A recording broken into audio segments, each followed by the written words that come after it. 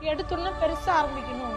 நீ ஓனரு, நீ வேலை செய்யக்கூடாது, ஓனரா தான் இருக்கணும், லேபர் வேலை செய்யக்கூடாது, இதையெல்லாம் நம்பிட்டு கடை ஆரம்பிச்சு முடிஞ்சு போய் கடை விற்பனைக்குன்னு போடுற போர்டெல்லாம் இதனாலதான்.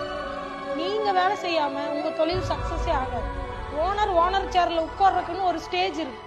அந்த ஸ்டேஜ் வரைக்கும் ஓனர் நாயா வேலை செஞ்சுதான் ஆகும். எடுத்துன்னு போய் ஓனர் கல்லாவில் உட்கார்ந்தா அடிப்படை வேலை எதுவுமே தெரியாது.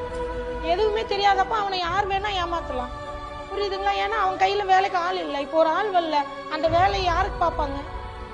ஓனருங்கிறவன் யாரு? எல்லா வேலையும் அவனுக்கு தெரிஞ்சிருக்கணும்.